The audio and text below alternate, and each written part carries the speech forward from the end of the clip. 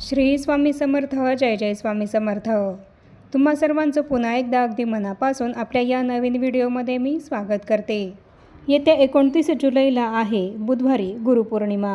गुरुपौर्णिमेनिमित्त अनेक जणांनी 21 दिवसांची स्वामी समर्थ महाराजांची प्रभावी सेवा ही सुरू केलेली असेलच. बऱ्याच स्वामी सेवेकऱ्यांनी 21 दिवसाची स्वामी चरित्र सारामृत या ग्रंथाची पारायणं सुरू केली असतील, तर कोणी 11 माळी स्वामी समर्थ या मंत्राचा जप सुरू केला असेल, तर कोणी 11 वेळा तारक मंत्राचं पठण हे सुरू केलं असेल. त्याचप्रमाणे गुरुपौर्णिमेनिमित्त आपण सर्वजण आपल्याला जमेल ती सेवा करत असतो. गुरुपौर्णिमेनिमित्त बरेच स्वामी सेवेकरी हे गुरुचरित्राचं पारायण हे करत असतात. मनुष्य जन्मामध्ये येऊन एकदा तरी आपण गुरुचरित्राचं पारायण हे अवश्य करावं. गुरुचरित्राचं पारायण करणारी व्यक्ती मुळातच भाग्यवान ठरत असते आणि म्हणून ज्यांना गुरुचरित्राचं पारायण हे गुरुपौर्णिमेनिमित्त करायचं आहे, तर त्यांनी ते अवश्य करावं. आणि या पारायणाला सुरुवात तुम्ही 23 जुलैपासून गुरुवारपासून सुरुवात करायची आहे. म्हणजे 23 जुलै ते 29 जुलै या 7 दिवसांच्या काळामध्ये तुमचं गुरुचरित्राचं पारायण हे गुरुपौर्णिमेनिमित्त होईल. आपल्या गुरूंबद्दल, आपल्या स्वामी समर्थ महाराजांबद्दल, दत्त महाराजांबद्दल कृतज्ञता व्यक्त करण्यासाठी आपण गुरुपौर्णिमा ही साजरी करत असतो आणि त्या निमित्तानेच वेगवेगळी सेवा ही आपण आपल्या गुरूंची करत असतो. त्यामध्येच अत्यंत महत्त्वपूर्ण आणि प्रभावी अशी सेवा आहे ती म्हणजे गुरुचरित्राचं पारायण करणं होय. ज्यांना गुरुचरित्राचं पारायण करणं गुरुपौर्णिमेनिमित्त शक्य आहे, तर त्यांनी गुरुचरित्राचं पारायण हे अवश्य करावं. पण आपल्यापैकी सगळ्यांनाच गुरुचरित्राचं पारायण करणं हे काही शक्य होत नाही. काहींच्या घरामध्ये लहान मुलं असतात, तर काही सेवेकरी हे जॉबला जात असतात, त्यामुळे त्यांना गुरुचरित्राचं पारायण करणं हे काही शक्य होत नाही. मनामध्ये तर खूप इच्छा असते स्वामी समर्थ महाराजांची काहीतरी सेवा आपल्याकडनं गुरुपौर्णिमेनिमित्त घडावी अशी. स्वामी महाराजांची कोणती ना कोणती सेवा ही आपण करावी अशी आपल्यापैकी बऱ्याच जणांची आतून खूपच इच्छा असते. बऱ्याच सेवेकऱ्यांना गुरुचरित्राचं पारायण करायचं असतं, पण वेळेअभावी ते शक्य होत नाही. गुरुचरित्राचं पारायण करताना त्याचे काही महत्त्वपूर्ण नियम हे आपल्याला पाळावे लागतात. म्हणून काही जण गुरुचरित्राचं पारायण हे करत नाहीत. आपण सांसारिक मनुष्य आहोत आणि सांसारिक जबाबदाऱ्या सांभाळून गुरुचरित्राचं पारायण करणं हे बऱ्याच व्यक्तींना शक्य होत नाही. मग अशा सर्व स्वामी सेवेकऱ्यांनी स्वामी समर्थ महाराजांची गुरुपौर्णिमेनिमित्त कोणती सेवा करायची आहेत, कोणती पारायणं या काळामध्ये करायची आहेत, कोणत्या ग्रंथांची पारायणं आपण या गुरुपौर्णिमेनिमित्त करू शकतो, याबद्दलचीच संपूर्ण महत्त्वाची माहिती मी तुम्हाला आपल्या आजच्या व्हिडिओमध्ये देणार आहे. अशी कोणती साधी सोपी पारायणं आहेत जी आपण या गुरुपौर्णिमेनिमित्त करू शकतो, याबद्दलचीच संपूर्ण महत्त्वाची माहिती मी तुम्हाला या व्हिडिओमध्ये देणार आहे.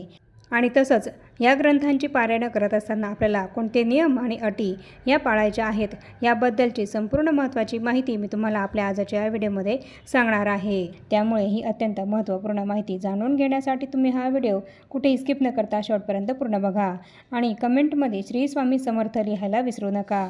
तर या ग्रंथांच्या पारायणामध्ये सर्वात पहिलं पारायण येतं ते म्हणजे स्वामी चरित्र सारामृत या ग्रंथाचं पारायण होय.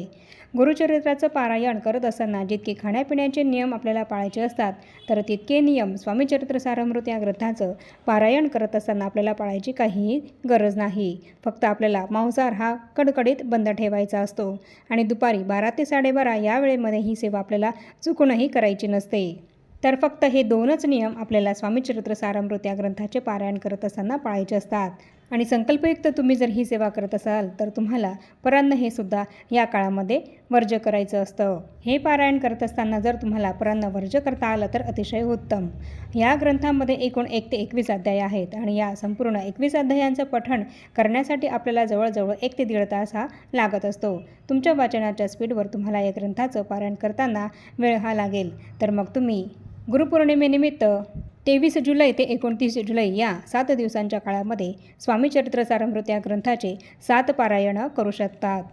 23 तारखेपासून 29 तारखेपर्यंत रोज 1 ते 21 अध्यायांचं पठण करून याप्रमाणे तुम्ही या 7 दिवसांच्या काळामध्ये स्वामी चरित्र सारामृत ग्रंथाचे 7 पारायणही करू शकतात.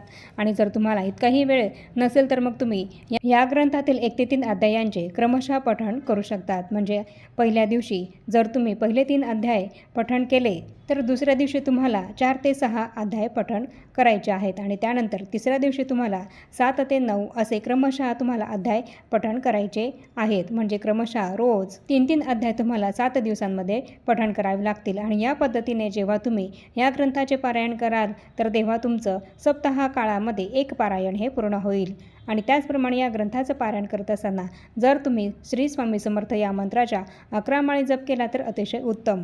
तुमची जी काही इच्छा असेल, तुम्हाला जे काही हवं आहे, ज्यासाठी तुम्ही हे पारायण करत आहात, तर ती इच्छा तुम्ही स्वामी समर्थ महाराजांना सांगायची आहे की स्वामी समर्थ महाराज, माझी अशी इच्छा पूर्ण होण्यासाठी मी तुमची ही संकल्पित सेवा करत आहे आणि तुम्ही माझ्याकडून ही सेवा पूर्णपणे व्यवस्थित पार पाडून घ्या. आणि या पद्धतीने संकल्प करून तुम्ही ही सेवा करू शकतात. 7 दिवसांमध्ये 3-3 अध्याय पठण करून तुम्ही ही सेवा पूर्ण करू शकतात. या पद्धतीने एक पारायण तुमचं सप्ताह काळामध्ये पूर्ण होईल. संकल्प फक्त हा आपल्याला पहिल्याच दिवशी जेव्हा आपण सेवा सुरू करू त्या दिवशीच करायचा आहे.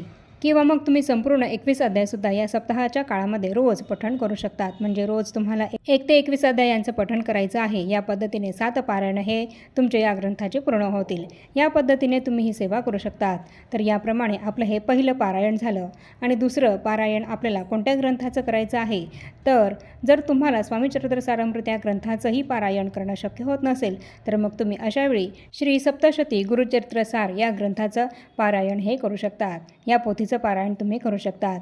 तर ही जी पोथी आहे, तर ही पोथी हा ग्रंथ वासुदेव देवानंद सरस्वती टेंबेस्वामी यांनीच या ग्रंथाची रचना केली आहे. ज्या टेंबेस्वामींनी घोर कष्टोद्धारण या स्तोत्राची रचना केलेली आहे, त्याच टेंबेस्वामींनी हा ग्रंथ लिहिला आहे, या ग्रंथाची रचना केली आहे. या ग्रंथाचं पारायणसुद्धा 7 दिवसांमध्ये केलं जातं. आणि या ग्रंथाचे पारायण करत असताना कोणते नियम आपल्याला पाळायचे आहे याबद्दलची संपूर्ण माहिती त्या ग्रंथामध्ये, त्या पोथीमध्ये दिलेली आहे. जर तुम्ही सप्ताह काळामध्ये त्या ग्रंथाचं पारायण केलं तर तुम्हाला संपूर्ण गुरुचरित्राचं पारायण केल्याचं पुण्यफळ हे मिळत असतं. असं या ग्रंथाचं महात्म्य आहे. आणि या ग्रंथाचं पारायण बऱ्याच अंशी महिलाच करताना दिसत असतात. तर 7 दिवसांमध्ये तुम्ही श्री सप्तशती गुरुचरित्र सार टेंबेस्वामींचे जे पुस्तक आहे, जो ग्रंथ आहे, त्याचे पारायण हे करू शकतात.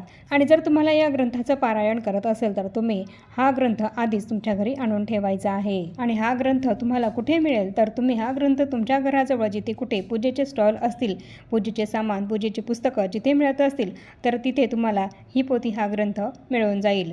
तर तिथून तुम्ही हा ग्रंथ तुमच्या घरी आधीच आणून ठेवायचा आहे. आणि या ग्रंथाचं पारायण जर तुम्हाला गुरुचरित्राचं पारायण करणं शक्य नसेल तर तुम्ही गुरुपौर्णिमेनिमित्त सप्ताह काळामध्ये करायचं आहे. तर हे झालं दुसऱ्या ग्रंथाचे पारायण. आणि तिसऱ्या कोणत्या ग्रंथाचे पारायण आपण या सप्ताह काळामध्ये करू शकतो, तर जर तुम्हाला आधी सांगितलेल्या दोन्ही ग्रंथांची पारायणही करता येत नसतील तर तुम्ही या सप्ताह काळामध्ये संक्षिप्त श्री गुरुचरित्र या ग्रंथाचं पारायण करू शकतात. दत्तावधूत स्वामींचा हा ग्रंथ आहे. तर या ग्रंथामधलं तुम्हाला काय वाचायचं आहे, तर संक्षिप्त श्री गुरुचरित्र इतकंच तुम्हाला वाचायचं आहे. आणि या ग्रंथामध्ये पुढे जे दिलेलं आहे, श्री दत्त लीलामृत, श्री सिद्ध लीलामृत, हे जर तुम्हाला वाचायचं असेल तर तुम्ही ते वाचू शकतात. नाही तर नाही वाचलं तरी सुद्धा चालेल. फक्त श्री संक्षिप्त गुरुचरित्र इतकंच आपल्याला वाचायचं आहे. तर हा ग्रंथ आपल्याला कसा वाचायचा आहे, तर या ग्रंथामध्ये एकूण 7 अध्याय आहेत. या ग्रंथामध्ये फक्त 1 ते 7च अध्याय आहेत.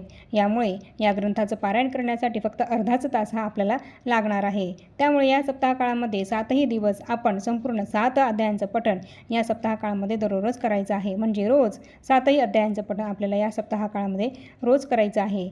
संपूर्ण पोथी ही आपल्याला दर दिवशी रोज वाचायची आहे. आणि या ग्रंथाचे खूप काही नियम नाहीत. जे काही नियम आपल्याला पाळायचे आहेत ते नियम या ग्रंथामध्ये दिलेले आहेत. मेन कोणते नियम आपल्याला पाळायचे आहेत, तर आपल्याला ब्रह्मचर्याचं पालन करायचं आहे. मांसाहार हा चुकूनही करायचा नाही आहे. या सप्ताहाच्या काळामध्ये तुम्ही कुठलंही पारायण करत असाल तर तुम्हाला चुकूनही मांसाहार हा करायचा नाही आहे. सात्विक अन्नाचंच ग्रहण आपल्याला या काळामध्ये करायचं आहे. तसंच आपले विचारसुद्धा आपल्याला सात्विक ठेवायचे आहेत आणि आपली वागणूक ही चांगली ठेवायची आहे. तर हे झालं आपलं तिसरं पारायण. आणि आपण चौथ्या कोणत्या ग्रंथाचे पारायण या सप्ताह काळामध्ये करू शकतो, तर ते आहे श्री गुरु लीलामृत. या ग्रंथाचं पारायण आपण या सप्ताह काळामध्ये करू शकतो. तर हा ग्रंथसुद्धा तुम्हाला वर स्क्रीनवर दिसत असेल. या ग्रंथामध्ये 52 अध्याय आहेत.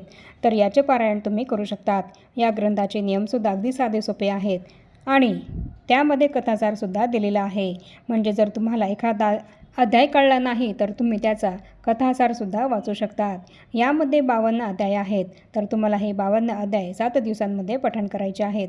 तर याप्रमाणे आपल्याला गुरुपौर्णिमेनिमित्त जर गुरुचरित्राचं पारायण हे करायला जमत नसेल तर मग आपण या 4पैकी कोणत्या तरी एखाद्या ग्रंथाचं पारायण हे गुरुपौर्णिमेनिमित्त करायचं आहे, म्हणजे जेणेकरून आपल्याला गुरुचरित्र पारायण केल्याचंच पुण्यफळ हे मिळेल आणि स्वामी कृपेने आपल्या सर्व इच्छा मनोकामना पूर्ण होऊन आपल्यावर येणारी सर्व दुःख संकट त्यांच्याच कृपेने दूर होतील. या 4पैकी तुम्हाला ज्या ग्रंथाचं पारायण करणं जमत असेल तर त्या ग्रंथाचं पारायण तुम्ही अवश्य करा या गुरुपौर्णिमेनिमित्त.